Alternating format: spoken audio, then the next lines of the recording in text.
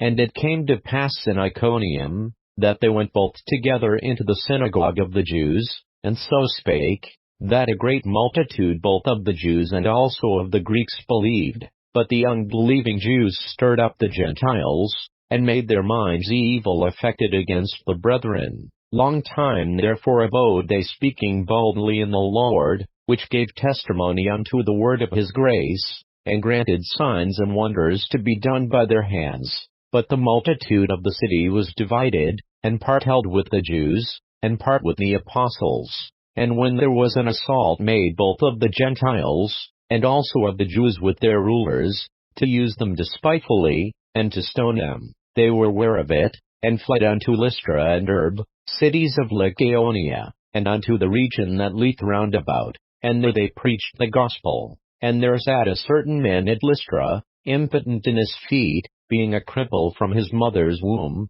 who never had walked. The same heard Paul speak, who steadfastly beholding him, and perceiving that he had faith to be healed, said with a loud voice, Stand upright on thy feet. And he leaped and walked. And when the people saw what Paul had done, they lifted up their voices, saying in the speech of Lycaonia, The gods are come down to us in the likeness of men. And they called Barnabas, Jupiter, and Paul, Mercurius, because he was the chief speaker. Then the priest of Jupiter, which was before their city, brought oxen and garlands unto the gates, and would have done sacrifice with the people, which when the apostles, Barnabas and Paul, heard of, they rent their clothes, and ran in among the people, crying out, and saying, Sirs, why do you these things?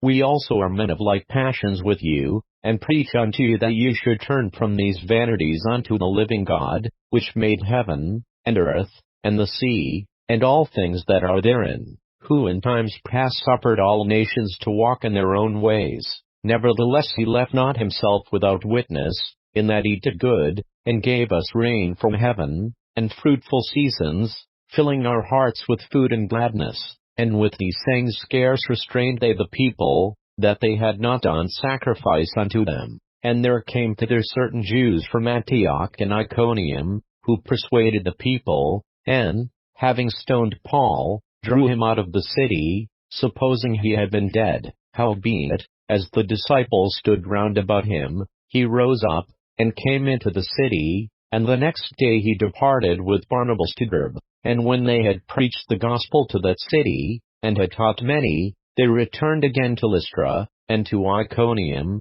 and Antioch, confirming the souls of the disciples, and exhorting them to continue in the faith, and that we must through much tribulation enter into the kingdom of God. And when they had ordained them elders in every church, and had prayed with fasting, they commended them to the Lord, on whom they believed. And after they had passed throughout Pisidia, they came to Pamphylia. And when they had preached the word in Perga, they went down into Italia, and then sailed to Antioch, from whence they had been recommended to the grace of God for the work which they fulfilled. And when they were come, and had gathered the church together, they rehearsed all that God had done with them, and how he had opened the door of faith unto the Gentiles. And there they abode long time with the disciples.